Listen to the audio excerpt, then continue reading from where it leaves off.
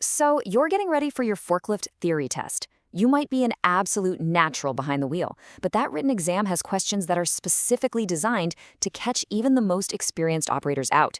We're going to break down the trickiest ones, the questions that really separate a pass from a fail, so you can walk into that test feeling totally prepared. Look, being confident is great, but the theory test isn't really about how well you can drive. It's about knowing the principles that prevent a serious, life-altering accident. So let's find out if you're as ready as you think you are. First up, we'll cover the rules that apply before you even start the engine. Then we'll dive right into the physics of it all: stability, load, and gravity. After that, we'll talk about moving around in a busy workplace and the really big question of who is legally responsible for safety. We'll wrap things up with the daily checks that are your absolute first line of defense. All right, Section 1, let's get right into a critical point that so many people miss. Some of the most important safety rules have to be followed before you even turn the key. Getting this wrong on the test, or worse, in real life, is a complete non-starter. This question seems so simple, doesn't it? But trust me, it's a classic trip-up question. So who gives you that final green light? Is it your trainer? The site manager? The answer is incredibly specific, and getting it wrong is an instant mark against you. The one and only correct answer is your employer. See, a training certificate just proves you're capable. It proves you have the skills. But it's the written permission from your employer that makes it legal for you to operate their specific machine for their specific tasks. And this applies to absolutely everyone, no exceptions. Okay, now we get into the fun stuff, the physics. A forklift is an amazing tool, but it's in a constant battle with gravity. Understanding the science here isn't just about passing the test. It's literally what keeps the machine from tipping over and keeps you safe. Right, here's a term you absolutely have to know: load center. This is not just some piece of technical jargon. It is the number one thing that determines the stability of your forklift every single time you lift a load. So, what on earth is it? The easiest way to think about it is this. The load center is the distance from the front of your forks to the load's true center of gravity. The further out that center of gravity is, the less weight you can safely lift before you hit that tipping point. An oversized or badly placed load pushes that point way out, and that's when things get really dangerous really fast. Every single forklift has a rated capacity stamped right on it. That's the maximum weight it can supposedly lift. But, and this is a huge but, that number only applies in one very specific perfect scenario. What is it? That maximum capacity you see on the plate, it only applies when the mast is perfectly vertical and you're on completely flat level ground. And this is so key. That number is a theoretical best case scenario. In the real world, as soon as you add an attachment, work on a slight slope, or lift a really long load, the amount you can actually lift safely drops a lot. This one is critical. It's a maneuver you see all the time, but it's also one of the most dangerous things you can do. So why exactly is tilting a raised load forward so incredibly risky? It all comes down to something called the triangle of stability. Just picture an imaginary triangle on the floor between your two front wheels and the center of the rear axle. As you lift and tilt a load forward, the machine's combined center of gravity moves with it. If that point shifts outside of that stability triangle, guess what?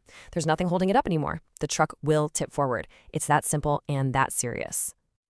So we've covered the machine's physics. Now, let's put that machine in motion.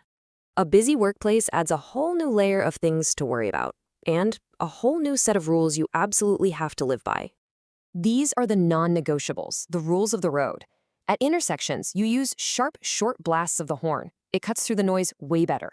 If your load is blocking your view, you must drive in reverse, looking over your shoulder. On any steep ramp, you always keep the load facing uphill. Gravity will help keep it secure on the forks. And the golden rule: you never, ever, ever turn on a ramp. That's a recipe for a tip over. And please never forget, a forklift is not a car. It is so much heavier, and it steers from the rear, which means the whole back end swings out when you turn. This makes it far less stable, especially if you have to brake hard. Even at really low speeds, a forklift needs a lot more room to come to a complete, safe stop. We've gone over the physics and the rules of driving, but now let's talk about the law. When an accident happens, who is legally on the hook for it? The answer is probably a lot wider than you think. So let's just be direct about it. When it comes to keeping a workplace safe, where does the buck stop? Is it with the managers, the operator? Who is ultimately responsible? And the answer that surprises a lot of people is everyone. Now, your employer has the primary legal duty to provide a safe place to work, but the law also says that every single worker is responsible for their own safety and for the safety of everyone else around them. It is a shared legal responsibility. And who makes sure everyone is following these rules?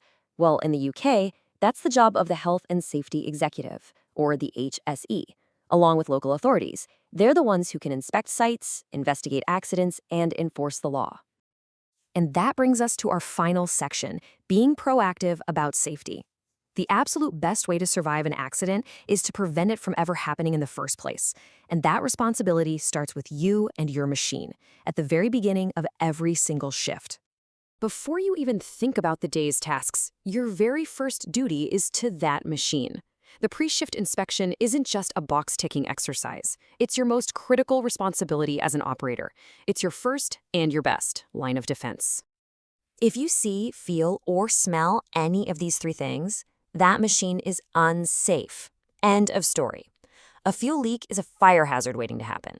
A spongy brake pedal means brake failure is right around the corner. And if the exhaust fumes make you feel sick, there's a serious engine problem. If you find any of these, you report it and take that forklift out of service immediately. Loading a lorry is a high-risk job, and this 4-step check is mandatory every single time. 1. Make sure that lorry is secure. Brakes on, wheels chocked. 2. Inspect the lorry bed for its condition and stability. 3. Find the driver and make sure they are in a safe spot, well out of the way. And 4. If the trailer is not attached to a cab, you must place a support stand under it. No excuses, no exceptions. So we've covered authorization, physics, the rules of the road, and the vital checks. You can memorize all of that and pass the test. But just knowing the rules doesn't actually prevent accidents. The single most important safety feature on any forklift is your mindset. It's your commitment to doing it the right way every time, even when you think no one's watching. That is what really keeps you and everyone around you safe.